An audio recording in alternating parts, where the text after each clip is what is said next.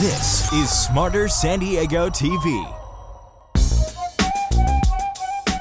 Is that listing agent representing any of those offers? Because that changes the makeup of the situation. He looked at me and said, would you rather have it be hard with the boys for 7 months or be gone from the boys for 7 months? Del Mar was like, it was Del Mar. Like if you could live in Del Mar, and I live in Del Mar now. Sure. Here's your kitchen, here's your bathroom, this is walnut flooring, these are, Calcutta marble countertops. You got all these crazy parents dancing everywhere with their kids, and by the time it's over, they're screaming for more.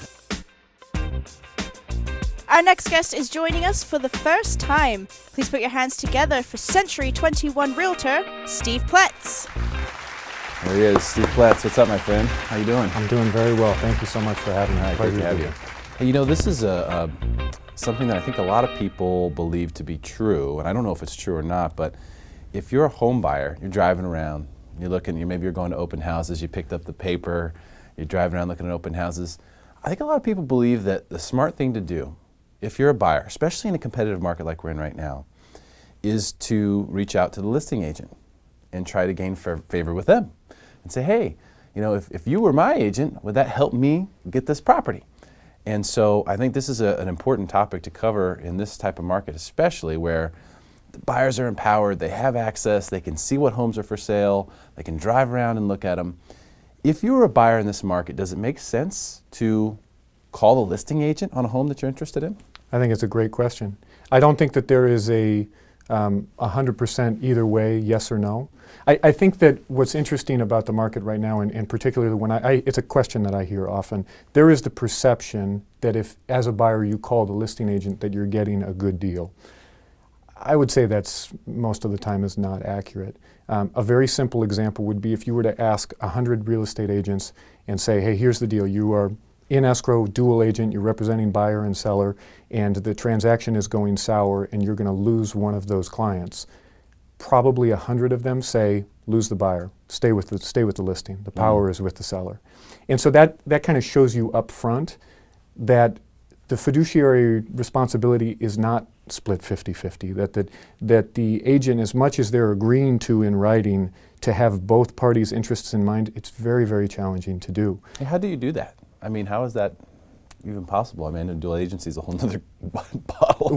Without a doubt. I hate to think of buyer and seller as oppositional because they're not against each other, or they shouldn't be against each other, but there are negotiations that come up all the time where you need an advocate, whether you're the seller or the buyer, and there's pros and cons to an agent being on both sides of it.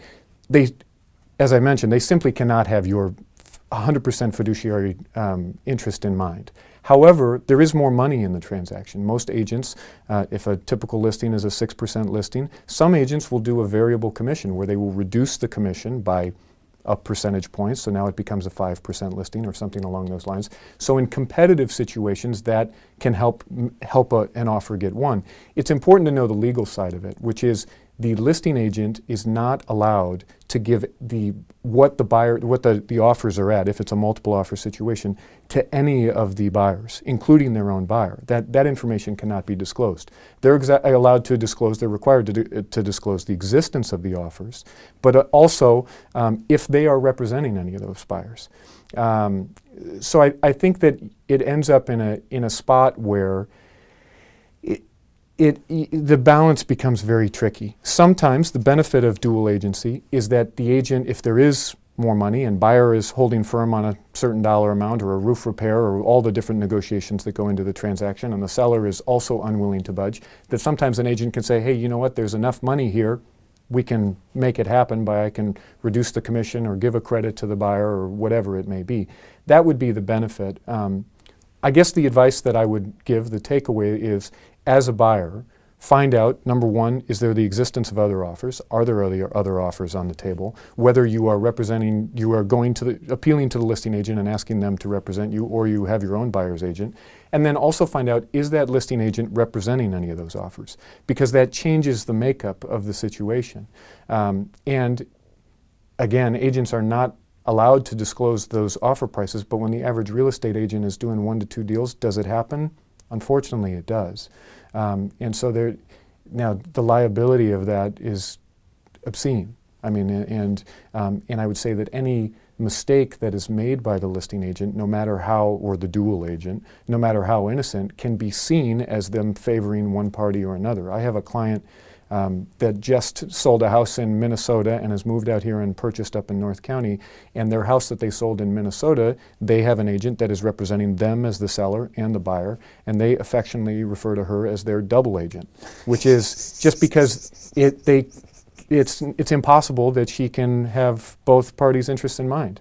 And so they've actually said that in every contract that they do moving forward, that they'll never allow dual agency. But in this market, this is the big question. In this market, is it worth the risk? Because it's so hard for buyers to get into these places. If I am a buyer and I see a house and I'm like, this is perfect, the neighborhood we want, the setup we want, the layout we want, we love it. Is it worth the risk to go and try to appeal that listing agent? It is a great question, and I'm not going to dodge it. And it depends. because here is the thing. Residential real estate is bought and sold on emotion. People buy homes primarily as their primary residence, and they buy it based on things like neighborhoods and if this floor plan works and speaks to them, and what about school districts and these kinds of factors. So that emotion starts the transaction. Particularly in multiple offer situations, we see it all the time where a buyer gets caught up in this frenzy of, if I don't sacrifice my first child right now, I'm not going to get the property. So let's sacrifice it. But then logic sets in, and it sets in days later, and that's the whole purpose of this contingency period. The whole purpose of the 17 days where the buyer is drastically protected and they can get inspections and do all of these things. I would say if a buyer is very, very specific about what they know, or very, very specific about what they want, and they want a very specific floor plan, and they want a very specific neighborhood, and they have identified that, then I don't think that there's any problem in going through the listing agent, because they are aware of they've got it already specifically down. If you're beginning, don't go through the listing agent, because it requires so much more due diligence as a buyer. It requires that you yourself, it taints the relationship between agent and buyer significantly, because you always need to be questioning, does this person really have my interests in mind? Are they really working for me? Or are they working for themselves, trying to put together a smooth deal? And I don't think that there's an easy question or an easy answer to that. Certainly, I've probably done it 20 times where I represent buyer and seller, and most of them are smooth, and not all of them are multiple offer situations. There's a demographic that likes to go through the listing agent for whatever. So is that, in your experience, let's say those 20 times, did that help the buyer? Was it helpful for the buyer to be going through you as the listing agent? That's a great question. I would say the majority of the time it didn't help the buyer any more than them being represented by another agent. Okay. The commission was the same. I rarely do variable commissions. And had they been represented by another agent, it's not like they got an inside track. And I can only speak about my own personal business, but my buyers and sellers, I don't ask them for their bottom dollar or their top dollar or those numbers, because then if we end up on that number, it appears that maybe I've disclosed that to the other party. So the data speaks for itself oftentimes, and when I meet with a buyer that is interested in one of my listings, we still do the normal, let's look at comps, let's break it down.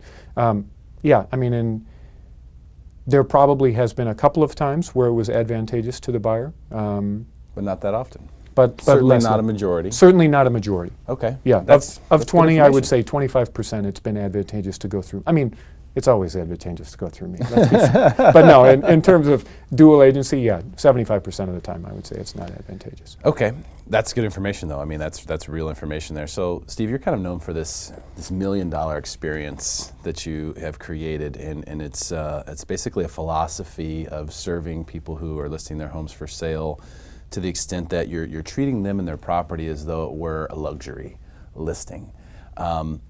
For some people that might not make sense. They might say, well, $1 million, I don't need that. I have a $500,000 house. But Explain to us what that is and what you do. Well, so how it started was when I was a brand new agent. I started in 2005.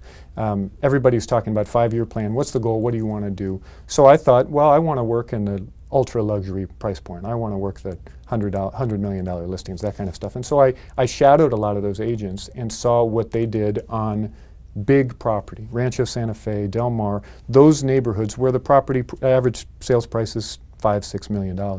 And some of the things that I found was the biggest one was staging. I mean, as I talked about before, where residential real estate is bought and sold on emotion, that you can appeal to a lot of that emotional side through some by staging is probably the biggest, and having a presence online that's very, very strong with professionals and professional photographs and those kinds of things.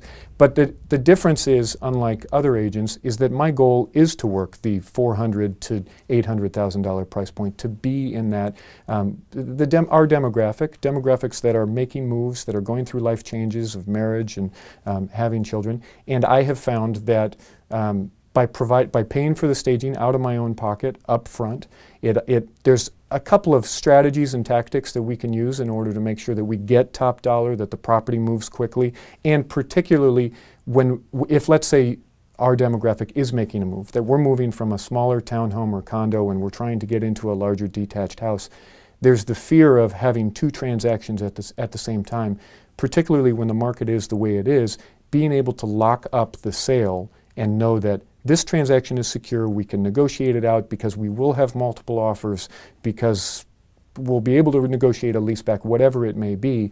It allows us to be more aggressive on the purchase side. So often what we see is in that move, clients tend to feel like, well, I've got to sell my house under market or my condo under market in order to secure that sale. And then because the terms that I'm writing are contingent, meaning I need to sell the condo in order to buy the house, I have to overpay for the property. So it's a lose-lose. When in actuality, that simply is not the case with the right strategies in place. So providing the extra service, the staging, the luxury feel to the average home price in San Diego County, essentially what you're doing is you're investing right alongside your homeowners. You're in the same boat, your interests are aligned, and you're providing an additional service that should help them get more out of the process. That's awesome stuff. Steve Ploetz, fantastic job. Thank you very much. He is the creator of the $1 Million Experience. Stick around for more Smarter San Diego TV, where we guarantee to make you smarter than everyone else, commercial free.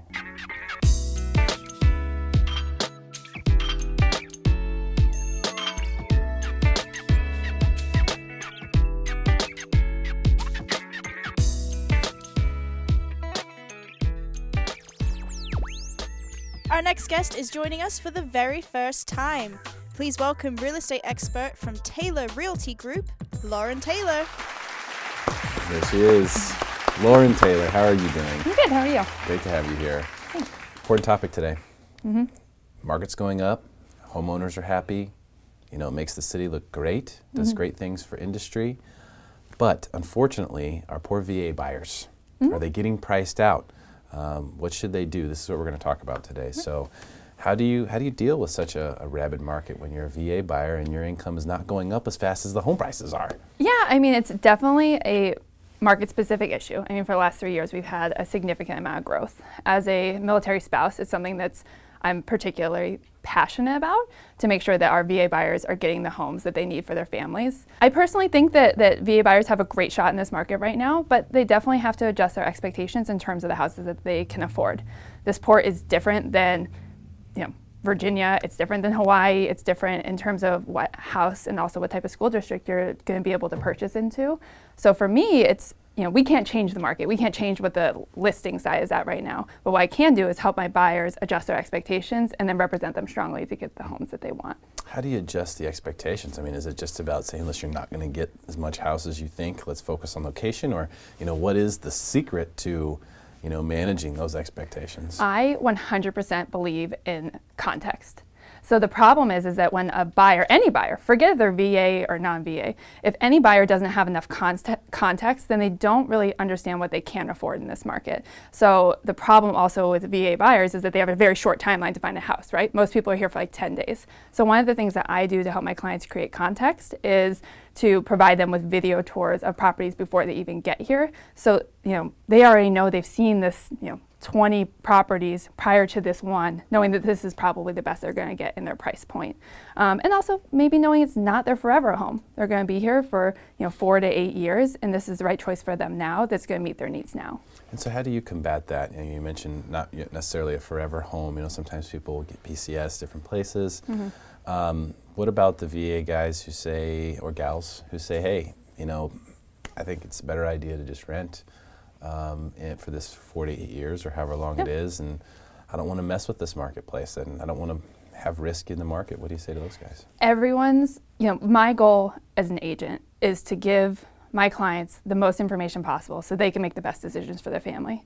The reality is it's not always the right choice for someone to buy. Sometimes it is the best choice for them to rent. But when you look at it economically in terms of dollar for dollar spent, right? If we're given a BAH, which for civilians is a housing allowance, if you will, and if we use that towards rent, let's look at 3 years over time, $3,000 a month for rent. That's a negative guaranteed loss of $100,000. So if the market, where the market is at, is the deterrent, then I have to ask, is renting really the better option? We're guaranteeing a loss of $100,000 versus, potentially not guaranteeing a loss of $100,000. So to me, it's not really about whether it's the right time to buy in San Diego. It's really about whether the client is in the right position to buy for themselves.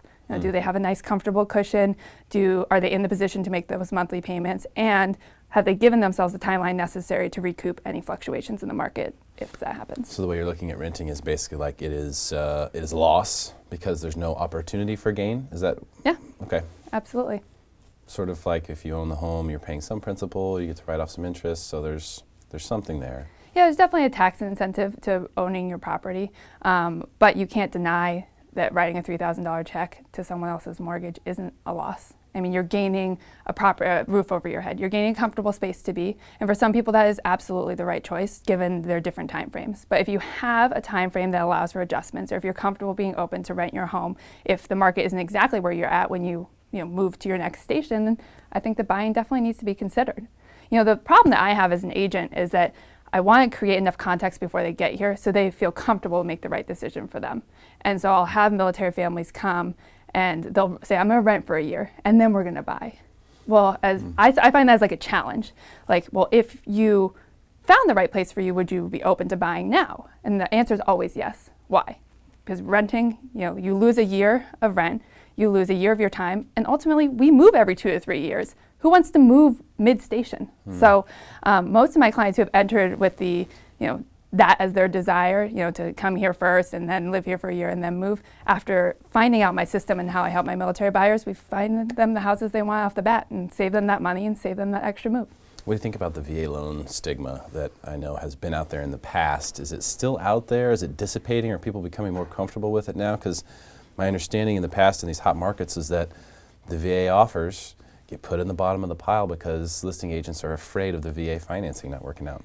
I think that is a reflection of old thinking, personally. I am not experiencing that in any sort of way. I have a comprehensive buyer's package that I produce. I'm in a number of spouses groups here in San Diego where that is a lot of feedback from clients who are working with other agents. And that's concerning to me, mostly because the VA has such a strong financing option that to allow those myths to continue to percolate, whether you're on the listing side or not, is very frustrating because it really is a disservice to our VA buyers. So I just try to educate as much as possible when I'm bringing in my offers, and I'm just not getting that feedback. Okay, good. That's good. I mean, I'm glad to hear that. Good for my clients. Yeah, I think it's good it's good for the country because, our military men and women and their spouses, thank you for your service, by the way, and your husband as well, because I know the spouses are in it, you're in it just the same. I mean, you may not have to travel to a foreign country with a gun, but you have to support someone who does. Yeah. So it's a big deal. I bet a lot of the time your clients, that's who you're working with. You're working with whoever's home, and maybe someone's gone. And so there's communication that needs to take place. So there's a lot involved there. And it was just really sad for a long period of time. I continued to hear that VA buyers were just having a really hard time getting through. It's unfortunately the reality of the market. I'm just not experiencing it right now. Awesome. So, my husband's Navy right now. We've done 2 deployments with 3 young kids. So, I often thought about which position was harder. His last deployment wasn't extremely intense for him, and he made a comment to me like, I'm just worried that I'm not going to have enough to do to really be away from the boys and to keep my mind off of it. And I was a little upset. I was like, I'm going to be here. It's going to be hard. We have 2 young kids. We have 3 boys under the age of 5. Wow. And he looked at me and said, would you rather have it be hard with the boys for 7 months or be gone from the boys for 7 months? I was like, okay. You win. No, you win. I can never imagine. So I'm grateful that he does that for us. So you hear the sound of freedom flying over us right now. It's a function of where we are here near Miramar. I actually timed that. Yeah. Did you? Did you pay those guys? I did. Hey guys, you fly over right when I'm talking about It's a pretty this. penny. Oh, my goodness. This is a couple $1 million. Yeah. You're welcome. That's production value, Jade, right there. I tell you. What about your 1,000 Doors program? Tell me about that. So this year I was honored to work with the Chief Petty Officer Scholarship Fund, and we have a golf tournament this year. It's in June. And one of the primary ways that I felt like I could give back is, I work with a lot of veterans. I would say probably 60% of my business at this point, maybe even 80, is veteran home buyers. So a way that I could give back was actually for every home that I show a military buyer, whether they're active or retired, actually donating $1 to the Chief Petty Officers Scholarship Fund, with the goal of doing 1,000 doors by the end of the year. Right now we're at 232, and we launched it about 6 weeks ago, so it's been a little busy, but it's been going great. And so if we hit our goal at $1,000, then we'll actually double our donations. So year to year, I'd like to continue to grow this, and it's something the entire Taylor Realty Group is doing. I have a group of 7 agents. Most of us are actually active duty spouses. So yeah, we're excited to participate and excited to create a little bit more support for our military families here. Yeah, well, we know it's needed. That's for sure. Is there any? I know this is tough to come up with just a broad stroke tip, but is there anything like maybe a neighborhood that is a good value for the schools, or some sort of direction to point someone in if there's a VA buyer out there who has just had a rough go?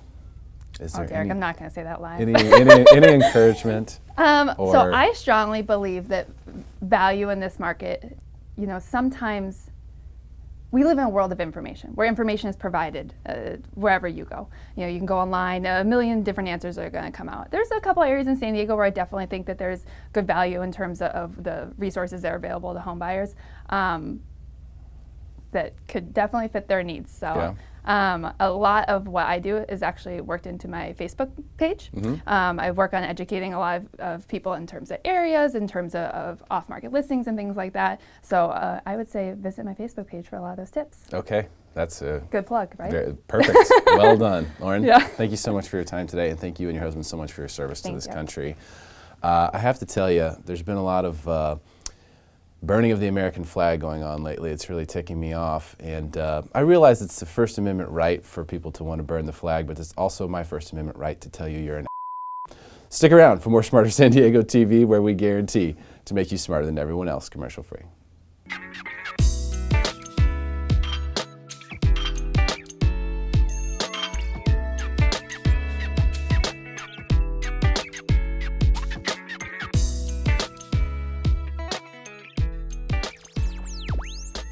Our next guest is joining us for the very first time. Please welcome, from mysddreamhome.com, Sean Zanganeh. There he is. What's up, Sean? How you doing, man? Good, how are you? Great to have you Thank you here. so much for having me on. Appreciate it. I've been wanting to talk about Del Mar on the show for a long time. I know, you've been telling me about it. I'm Like, excited. Sean, I'm ready to talk You've about set Del Mar. the bar high. So first of all, there's a lot going on in Del Mar. I mean, it's a hot place to be this summer with the fair, the concerts. Tell us all the stuff that's going on. You know, Del Mar is it's an exciting place in the summer. There's just so much going on from pretty much the first week of June all the way through September. As many of you like or dislike, the fair just started up this week. So we have people coming from all over Southern California to come to San Diego County Fair. We also had, what's really exciting is we're a big equestrian town. So between polo, the races, there's a huge national and international draw to Del Mar when it comes to horse racing. We just had opening day of polo. So we have people bringing premier horses from all over the world.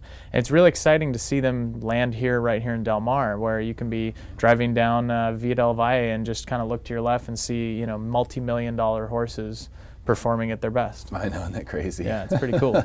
Concerts are happening too. There's there's some concert that's going on that everyone's talking about. So Apparently at the has an end of the epic lineup. summer, we kind of finish off the summer. Now we have summer concerts all the way through the Del Mar season at Powerhouse Park, so that thousands of people come down from the hills of Del Mar, and then we all enjoy music right down there in the park. But at the end of the year, there is kind of like the mini Coachella of San Diego. What's brewing is Kaboo, and that starts I believe in September, and it's a pretty action-packed weekend with some very talented people coming in, and it's really drawing a much greater presence to not just Del Mar but San Diego as a whole as a music scene outside of typical LA or maybe a San Francisco. So it's really upped the game in San Diego, but more specifically Del Mar. So it's a big draw for people coming in terms of staying for a weekend here. Business really enjoys it, and the restaurants and the local economy really absorbs up all the business that comes in. So is all this action and this attention for Del Mar, I mean, is it good for the homeowners of Del Mar? Is it good for real estate values? Del Mar has always been a draw, and it's always been if you look at what the market has done in Del Mar, prices in Del Mar, it's even a little bit of a discount to its neighboring La Jolla and Rancho Santa Fe. So you can get beachfront property for a lesser price than your brother in La Jolla down the street. And it's really a neat marketplace there. It's easy access, easy in and out, tons of stuff to do.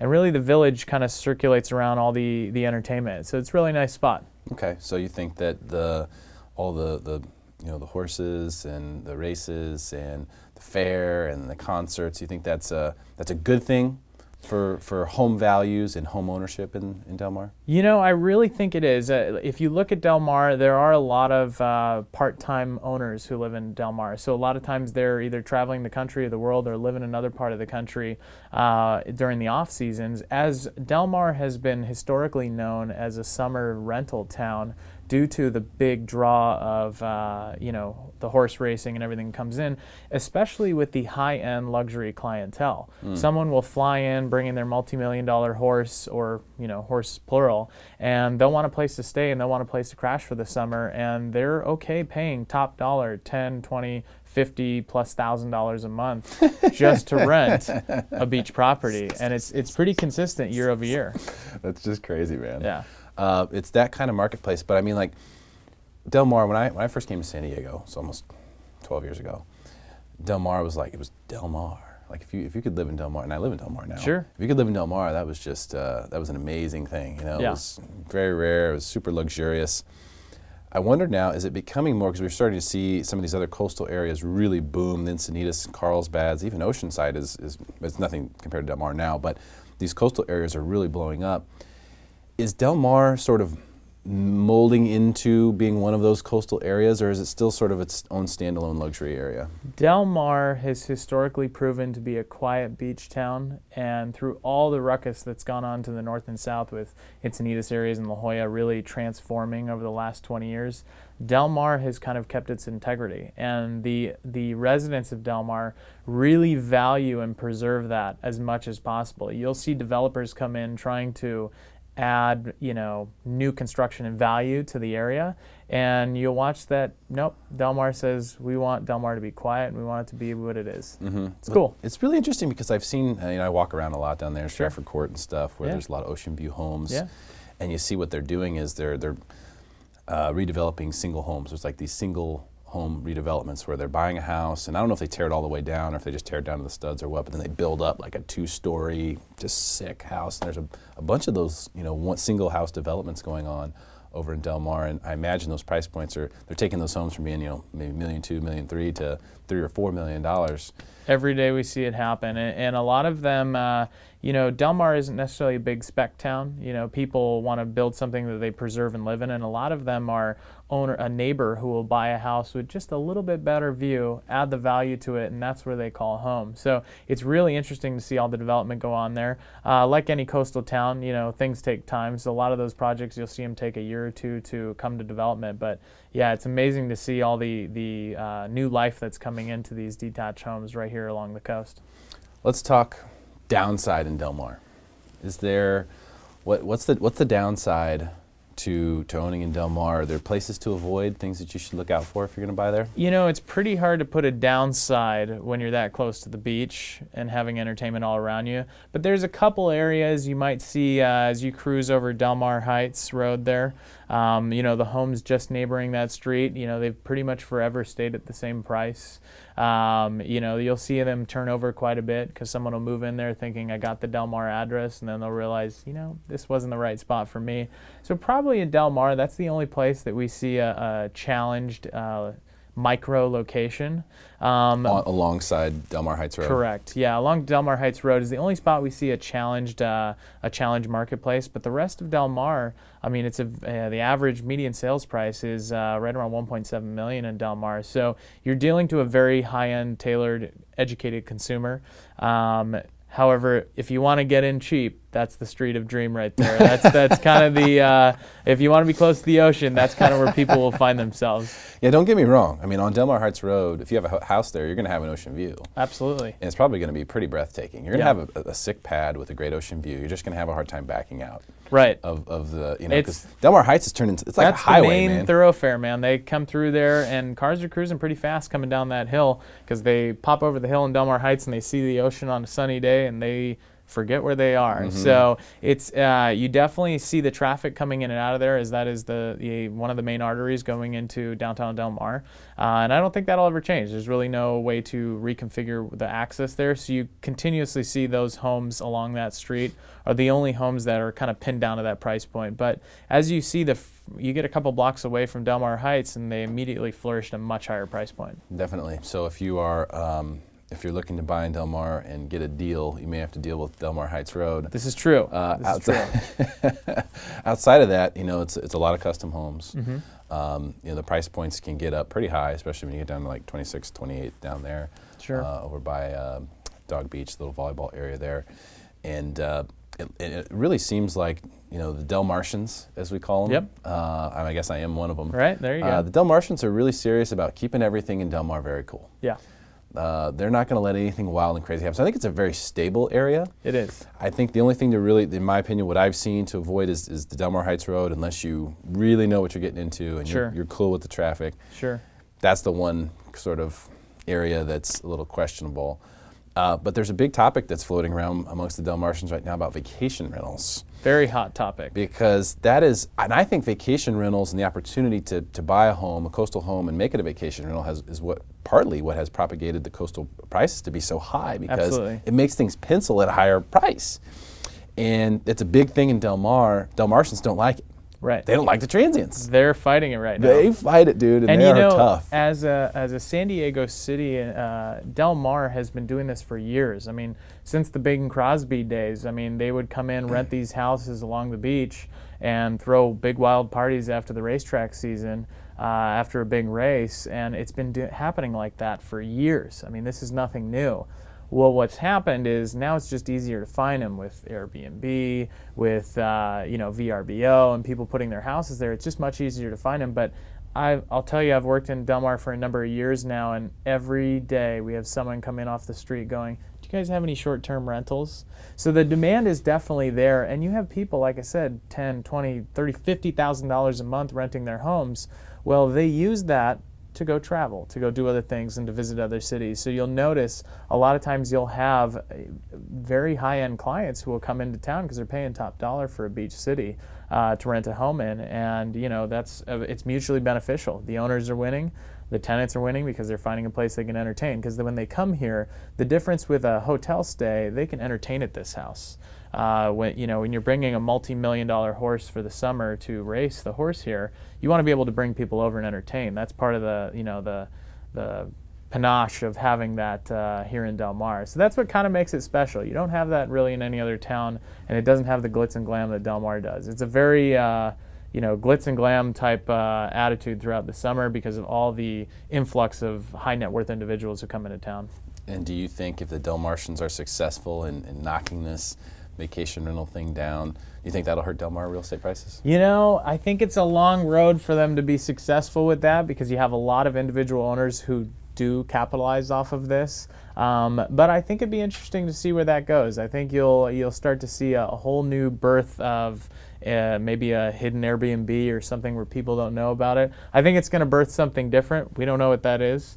So I think it will definitely be a game changer for Del Mar if that does go away, though. I think that's something to keep in mind, and keep an eye on it. Yeah, that'll be good news or bad news for the future. Sean, thank you so much for your time. Thank you so much for your time. I Really appreciate it. Absolutely. Great stuff. Thank you. And stick around for more Smarter San Diego TV, where we guarantee to make you smarter than everyone else, commercial free.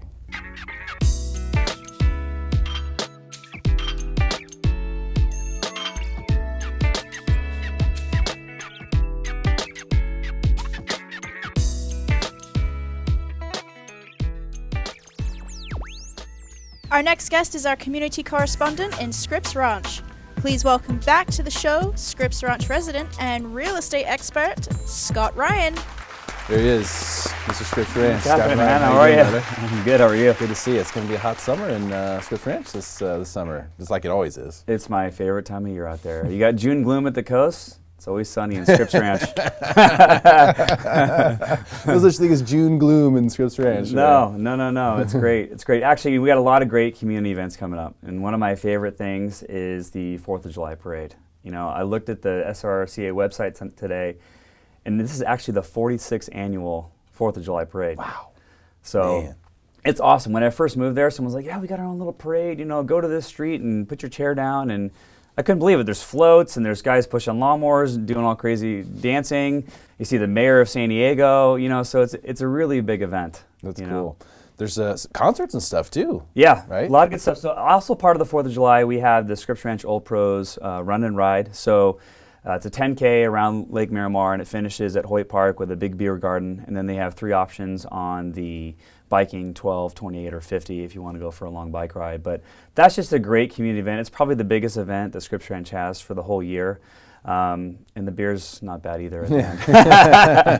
That liquid courage to get some dance moves going. Yeah. Well, speaking of dance moves, we have the concerts in the park as well. So it's like one more benefit, if you're looking to move to Scripps Ranch, to have that. And that's every Sunday during the summer, once a month, actually. Oh, okay. Yeah, so it's once a month. And it's just a great event. What's funny about that event is you get there and the kids are playing, everyone's got their chairs lined up, and the music starts, and there's not so many people dancing, but a little bit of liquid courage sets in, and by the end of the thing, you got all these crazy parents dancing everywhere with their kids, and by the time it's over, they're screaming for more. It's a great event. It's a great event. So. That's fantastic. I mean, we were talking beforehand about how online there's some talk that the Scripps Ranch market is cool. Yeah, we're nearing that mid-year part. Is that any truth to that? Or? It's funny. I was on Zillow this morning. It said it was a cool market in Scripps Ranch, which really caught me off guard because, I know it's been unseasonably cool weather-wise, but it's starting to heat up. But as far as the real estate market's concerned, I mean, things can be any busier. Still multiple offers. I have a client making an offer right now on a $720,000 home. Agent called me this morning. Scott, we got 6 offers. So it's like, there's still a lot of buyers out there looking to buy property. Inventories are up a little bit. Year to date on the detached side, we've had 122 closings. On the condo side, we've had 88 closings. Okay. So we're on pace for a good amount of property to be sold. Inventories are slightly up. We have about 77 detached homes currently on the market. I'd say a couple months ago we had, somewhere in the mid-50s. So inventory's up, especially in the higher price points, but we're still, and you and I have been talking about this a long time, that entry-level price point is non-existent. The least expensive home on the market right now in Scripps on a detached side is $698,000. So the median price is just going like this, and people are trying to get in. There's some attached options, for people who can get in at lower price points than that, right? Yeah, and I think for a lot of people, that's a good way to get into the neighborhood. Not a bad option. I mean, you can definitely find good properties out there that are on the attached side. Again, they can be limited in the number of homes available, but they do come up, and if you can find the right HOA in the right location, be a nice option for you. Yeah, you can get in, and that's what's cool, I think, about the neighborhood. I mean, it's still, now at that price point, there's a tremendous frenzy, Sure. going on to get into Scripps Ranch. It's even more so than on the detached side probably. But it's an option for people who don't think, oh, I could never live in Scripps Ranch. You know, I'd love to. The schools, but it's too expensive. Well, look at some of the attached options. They're there. In fact, you've got some listings to talk about today too. I do. In fact, I just listed a 3-bedroom, 3-bath townhome. It's 1,352 square feet. It's located in the Scripps Townhomes complex, which is closer towards the freeway side, but off of kind of Mira Mesa Boulevard exit over in that direction. So great complex. This is an N unit, 3-story townhome. Comes with a 2-car side-by-side garage. This complex, things sell quickly. I ran the comps for my sellers, and we looked at every property that's sold in the last 6 months. There's been 8 sales in there. Every single property is sold in 5 days or less. So the trouble I'm having is these folks want to buy another property. So the problem isn't going to be for me to sell their condo. I can make that happen, and it's going to happen probably in less than a week. The challenge is, leveraging that equity and getting them into the next property in a competitive environment when they're making an offer on a house where there's 6 offers. So that's why they hired me. They wanted the local expertise. They interviewed several agents, and they really wanted someone that they could trust locally who knows all the agent, has the connections with all the other agents, has some of the inventory, knows the off-market inventory, because that's a whole nother conversation. I really try to leverage and talk to the other agents in town. What do you have coming up? What's next on your docket? Because I love selling my listings, but I want to know what everyone else has coming up so I can help homeowners like this. Yeah, because in that situation, it's almost like the buy side is where you have to put all your effort. Yeah. Because you almost need to be in escrow in something on the buy side before you list the thing, because you're going to have such a frenzy on the sell side. Yeah. And that's kind of the catch-22 of this marketplace. Sure. It used to be, throw the sign up, then we'll start looking, and we'll kind of work it all out. I think that dynamic's changed, especially in Scripps Ranch, especially at that price point. Yeah, you have to plan. You have to plan accordingly. So when will that one hit the market, the 3-bed, 3-bath? We're hoping in the next week it'll be available. So actually went with them, and I'm really starting now. Requests for repairs have been the thorn in my side lately. So I actually have an inspector now that's doing pre-inspections for my listings. I can't stress enough to all homeowners out there, get a pre-inspection done, because these folks thought their place was perfect, and there's definitely a laundry list of things, and they were totally surprised. So we had the pre-inspection done yesterday. They're working on getting some of those repairs done during the course of the next week, and we'll have it on the market, Well, I soon. think that's huge, because whoever pays for the inspection gets to use it as leverage. Yeah. If the buyer's paying for it, they get to use it as leverage against Sure. the seller. If you're the seller and you pay for it, then the buyer doesn't know about anything by the time they get their inspection done, because you fixed all the stuff that needs to be fixed, Absolutely. So I 100% agree on that. What else do you have coming up on the market? So I have 2 other detached listings. One, unfortunately, is already sold. But this is, I know, it was I wish I could put this house back on the market again and again and again and again, because I'd sell it every single time. Great property. It was a 4-bedroom, 3-bath. It was about 2,300 square feet. The great story about this property is twofold. The sellers were on a job reload. They had to go back to Boise. So they came to me and said, Scott, we just bought the house like a year and a half ago. Do you think we can, get out of it? And I looked at it, and they'd done a ton of work on this place. I mean, kitchens, bathrooms, landscape. And a lot of it they did after I met with them, but some of it was already done. And just to go prove the point that if you fix up your home, you can do well, these people got $70,000 above the last market comp for a model match home that's for sale right now down the street. That's original condition, theirs is fixed up, and I sold their house for $70,000 more. So, and I got it to appraise, which is great. So the last listing I have is in my neighborhood, actually. So if you want to be my neighbor, this is a couple doors down from where I am. This is a 5-bedroom, 4-bath, 3,100 square foot house. Great property, great location. You can walk to Jared Beck Elementary, the park, the swim and tennis club. That one's currently priced at $899 to $949. So if you're looking for a larger home, maybe you don't want to live in Stonebridge, or you don't want to live at the south side of Pomerado, you want to be more walkable, this would be a nice option, and that's at 12081 Rue des Amis. And how long do you think a property like that's going to be on the market, Scott? Is that one that'll... The challenge with this house is they had a fairly large addition. So most homes in my neighborhood average between 1,250 square feet up to maybe 1,800, and this is like 31. They did a large addition back in 2006. Wow. So the comps don't necessarily support a house of that price point because of what else is for sale or sold in the neighborhood, but the price per square foot makes perfect sense. So the challenge I'm having is if someone's going to spend $900, will they spend $1 million and go maybe to the south side of Pomerado or a different part of Scripps like Stonebridge? So people have options once they start getting into that higher price point. But So. if you want the biggest house on the block and you want to be in What Scripps do you Ranch, mean? You want to have an awesome neighbor? Come buy and this an awesome property. neighbor. Yeah. All right, great stuff, Scott. Thank Yeah. you so much for your time. Really appreciate all the All right, advocacy buddy. for Scripps Yeah. Ranch. Stick around for more Smarter San Diego TV, where we guarantee to make you smarter than everyone else, commercial free.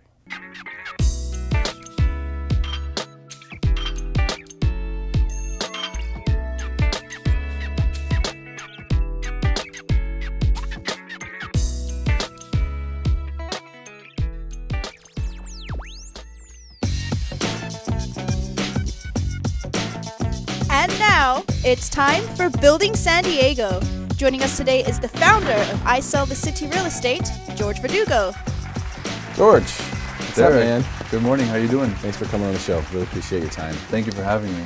Welcome to Building San Diego. This is where we're telling you about all the stuff that's being built in San Diego. And you guys have, we have a really cool brokerage that we want to talk about today. And you're building in Mission Hills, We which are. is like, I don't even know, how did you find like a place to build homes in Mission Hills? Are they like tear downs or were they empty lots or? So I think the interesting part about Mission Hills is that you have some small subset neighborhoods, and a lot of the properties that people see in Mission Hills are view properties with lots of square footage with regards to lot size, and not a lot of usable lot normally. Usually you have lots that are, you know, down the side of a canyon or on a hill, and you have these builds that are, you know, houses that are tiered into, you know, split levels. And we were fortunate enough to find a project that is going to be a scrape, but it happens to be on a flat lot that's over 5,000 square feet from street to alley in the walking area of Mission Hills. If you're familiar with some of the restaurants that are down there, Brooklyn Girl and the patio, and you know, you'll be able to walk to those from this property. That's awesome. So we were really excited to find a property with a flat lot to build on. I just don't know how you found it. I mean, it's just such a, you know, it's such a hard place to find places to build. You know, I mean, Mission Hills is, well, it's not, I don't want to say it's an old neighborhood, but it's one of those neighborhoods where a lot of people transplant from OB or La Mesa, like OB, La Mesa, Mission Hills. You see a lot of people moving around in those different areas. And just not a place where you expect to see new homes being built. But you guys sell a lot of real estate, but you also develop, and this is one of those developments where you guys, did you have the plan to go to Mission Hills? Were you looking there, or were you just trying to find a good deal? I think that our plan is always to find great deals no matter where they are, but being downtowners and being extremely familiar with the metro area, we're always looking exclusively in downtown, North Park, South Park, Mission Hills. And when we came across this property, we really fell in love with the charm of Mission Hills, the fact that you could have, you know, a family that's looking for a larger luxury home, but still wants to be close to the city. And it's a 5-minute commute from downtown and in a walkable neighborhood. Once we found this property, we immediately started to think bigger, and we started looking around that same neighborhood. And we recently acquired another property that's a 7,000 square foot lot, flat, and we'll be building, the first home will be about 2,600 square feet, and the second home will be 28 to 3,000 square feet. Both of them will have granny flats, so you'll have an income property on the back of, you know, next to the alley above the garage, or you'll have a place for your mother-in-law suite, which works really well for growing families. And I think the appeal, like I said, is having a property in Mission Hills where there's such high density, and allowing you to have a 4-bedroom, 3-bath, you know, 2,500 plus square foot property with enough space left for a backyard and a house that you can really grow into. A new construction. New construction. A new house, brand new, all yours. Do you have any ideas on what the price points will be for those two? The price point's going to be 1.95 to 2.2. Okay. In about 12 months. In about 12 months from now. And we're working really hard on design and finishes. I think that a lot of the investors out there are very passionate about buying properties and flipping them or building them, and you know they're mainly concerned about the bottom line. And I'd be lying to you if I say that, you know, we are not concerned about the bottom line, because we are an investment company. But we care about the product that we're transferring to the next owner, and we want them to enjoy it 6, 12 months, 5 years down the line. So we've really dove into layout, and what the footprint looks like and what the finishes are like and how livable is the property. And it's something that we really take a lot of pride in. I mean, the name of our investment company is a Neighborhood Improvement Project, and we really like to think that we improve neighborhoods, and we make neighborhoods not only look and feel better, but bring in a new feel, and families that might have, not come into this neighborhood are now, exploring the possibilities of living near the city. Bringing new great comps. Exactly. I mean, the new construction, you just can't beat it, especially in that price range. I mean, a lot of times people in that price range, they're buying stuff that's, 70s, 80s on the coast or whatever it may be, Mission Hills. And I know you guys are down in downtown, and that's a big focus area for you. We've had Jason Cassidy on the show before talking about downtown, who works for your brokerage. And I think that there's, you're seeing a lot of development in downtown right now too. You are. A lot of stuff's being built, idea districts going off, idea one's happening right now. So I think there's probably a lot in the future to talk about as far as Building San Diego is concerned in downtown San Diego. But it's these little one-off, developments that really make a big difference in the neighborhood, because each one of those homes that you're building can have a dramatic impact on surrounding, 6-8 block radius. It's amazing what an impact that can have. And that's what, Building San Diego is all about, is about letting people know that this is what's being built. When you see the construction going on, when you see this happening, this is what's happening. This man here has put his money up and said, all right, we're gonna improve this area, we're gonna build this great house here, and someone's gonna live there and they're gonna be your neighbor. So a lot of people want to know about that stuff. That's correct. I mean, the market is not only being driven by the large developers, but the infill developers are the ones that are really shaking things up, because they're taking something that other people are unwilling to really, take on as a project and work on it for the length of time that it takes to develop one of these properties, and improving little pockets that at the end of the day are going to turn into, really great opportunities for people to move into. No question. And if you live in a neighborhood where you've seen like one of those empty lots just sitting there with weeds on it and some old fence or something like that, and it's such an eyesore, and then if you come back 5 years later and you see a beautiful home there, you really see the difference that it makes in a neighborhood. So congratulations on that. That's really cool stuff. Thank you. I want to talk about I Sell the City, your brokerage. So yeah, exciting. Yeah. We opened our company about 5 years ago. We started as a city consulting group. We were managing a sizable investment fund. We were flipping a lot of properties. Our experiences in the investment world, we've flipped over 250 properties in the past 4 years, and that market has slowed down quite a bit. And in the interim, we've started to take some of those strategies that we used to help investors maximize their investments, and turned around and applied them to buyers and to sellers to help them think like an investor. Right? Whenever people are buying and selling real estate, usually they have their list of needs, and a lot of times they're not thinking about the future investment potential of their purchase or sale. And that's where I Sell the City comes in. We have gotten a lot of feedback from our clients. Our clients love our website. Our website has always been isellthecity.com. And people feel like when we represent them on the sale or on the purchase of their property, that once we get past the ABCs of real estate, here's your kitchen, here's your bathroom, this is walnut flooring, these are Calcutta marble countertops, we go out onto the balcony and we start talking about, that's the new Pendry Hotel going up. This was just bought by the Ritz-Carlton. And we start talking about the surroundings, because whether it be downtown San Diego, North Park, South Park, or Encinitas, really you're buying into the culture of the community that you're moving into, the neighborhood. And we don't just sell condos, we sell the city. And that's where I Sell the City was born. In about 30 days, we will be rebranding our company completely. We will be I Sell the City Real Estate. And we're going to be partnering up with a lot of local real estate agents in little communities throughout San Diego, and possibly outside areas. And, really locking elbows with those neighborhood area experts that are going to lead their clients down the right path so that they can make a good investment. I tell you, you mentioned something there I think is really important for people to pay attention to, which is, in most of these areas, the game plan for what's going to happen for the next 10 or even 15 years has already been put in place in most areas. meaning like what's going to happen, what is the city going to do with this road, what's going to happen with that area, that's going to become commercial zoned, which means they'll probably build this there or whatever. And downtown San Diego is really no different. I mean, there's a lot of stuff going on, but if you know where to look or you know who to talk to, you can find out what's coming.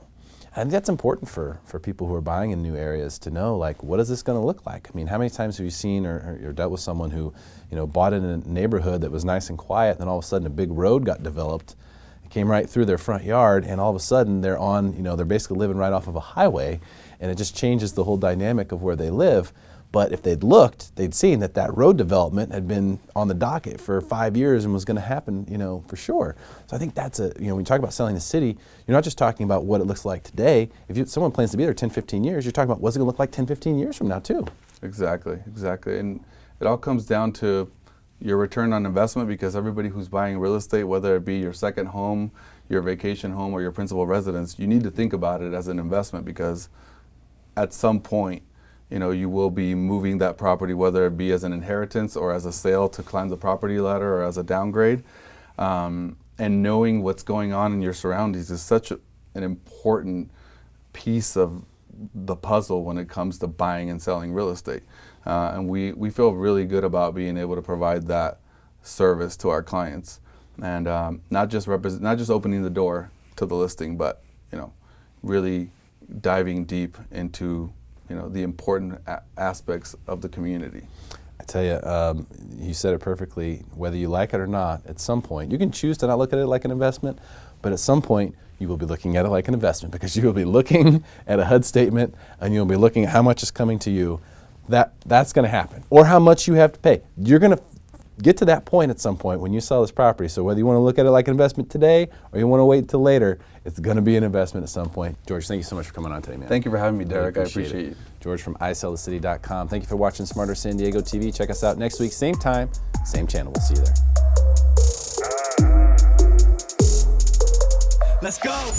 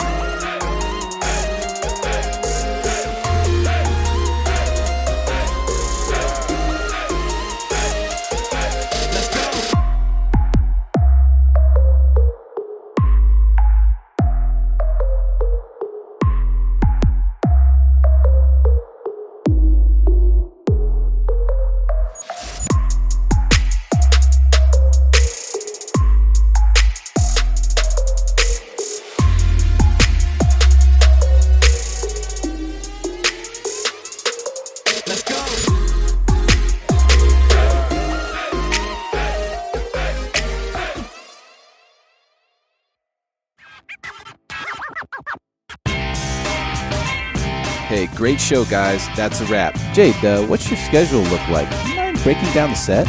Not today, Derrick. I'd love to, but there's waves out there. I gotta go. Angela? Nikki? Yeah, I gotta go beat traffic. And I think Nikki's making something up there. Look at this. We did this. We did all of this.